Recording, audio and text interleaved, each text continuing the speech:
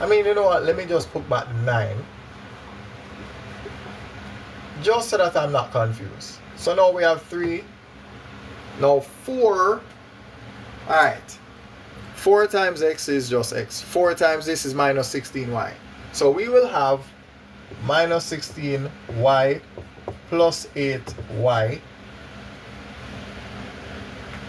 And the good thing with that is that 8 minus 16 is 8. So it's going to be a minus 8y.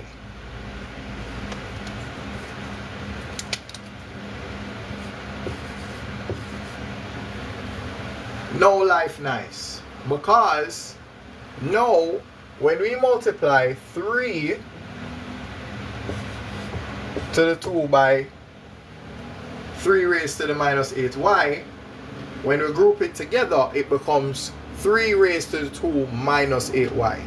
And this is according to the indices rules, right? So for example, if you have 3 to the 2 times 3 to the, let's say, y, it becomes 3 to the 2 plus y. Now, similarly, if you had 3 to the 3 times 3 to the minus 4y, it would become 3 to the 3 minus 4y. And in simpler terms, it could have been this, resulting in 3 to the 3 minus 4, right? So if we follow those rules, then we're okay, right? So let's see what happened now. This is going to become 3 to the 2 minus 8y.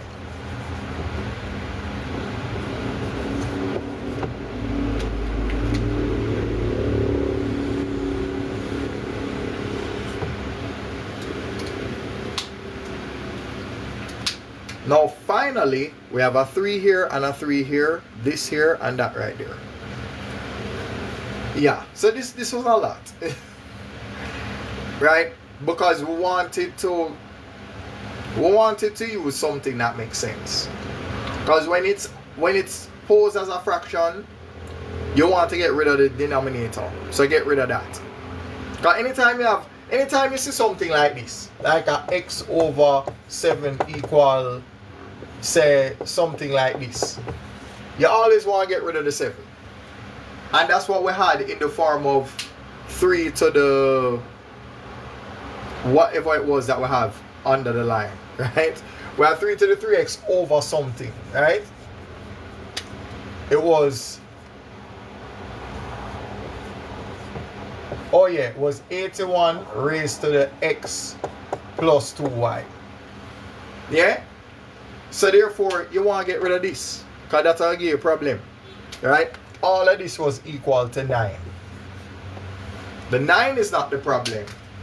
This down here is. So you can multiply both sides by the denominator so that you can simplify the situation.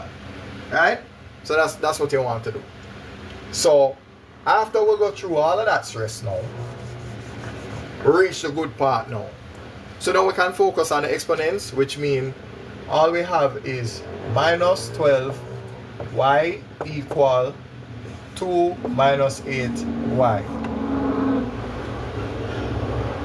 If we add 8y to both sides, we end up with 8y minus 12y is equal to 2.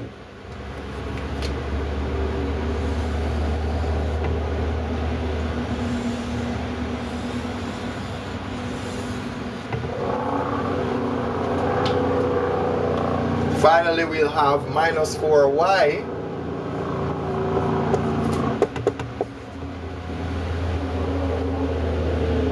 is equal to 2.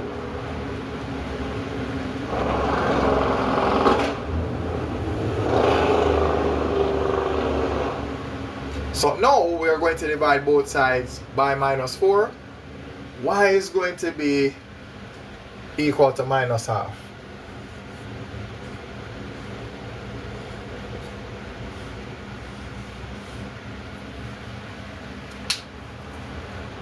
Alright, because if I take minus half, put in here, the minuses cancel. 4 divided by 2 give me 2.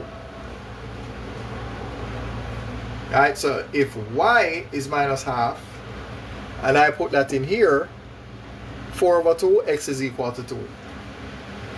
So we found the value for the y, and by finding this, we find the value for x.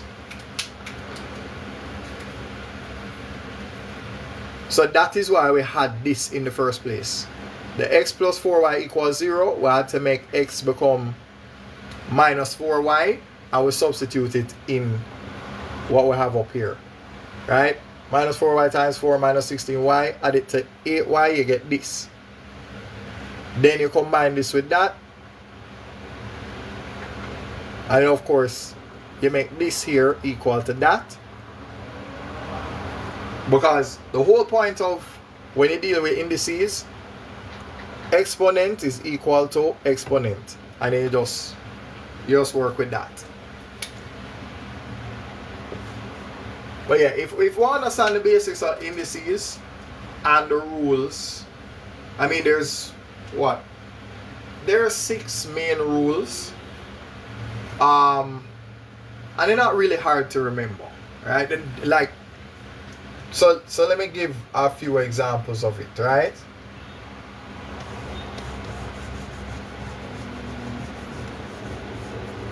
So you have the multiply rule.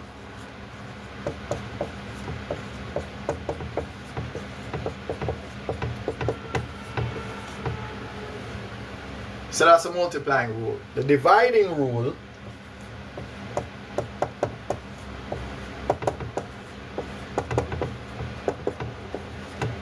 is that, right? So it's just an inverse, right? Now there is another rule. There's the inverse rule.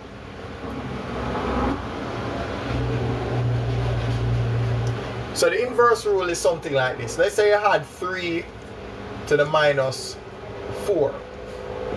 3 to the minus 4 is the same as 1 divided by 3 to the 4.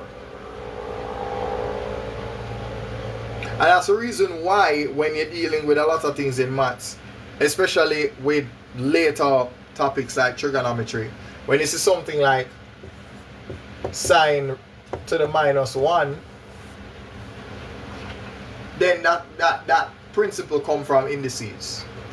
And even in matrices, you have finding the inverse of a matrix that you use as like a raised to the minus 1. Right? So representing it like that, it comes from that, and also what you would call scientific notation.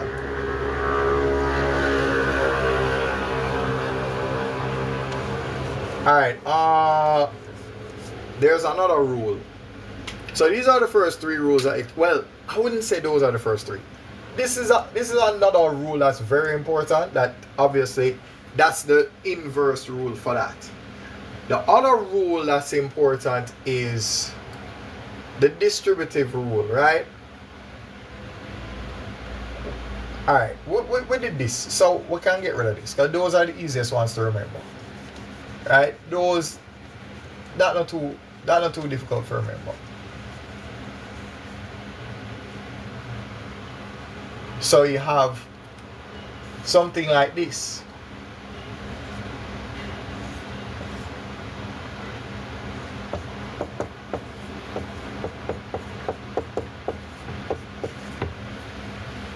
So once there are brackets, you are literally, yeah, you have that.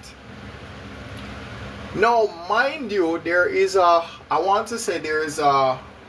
unspoken rule about, let's say, something like, what if you had 3a raised to the 2? Oh, hold on.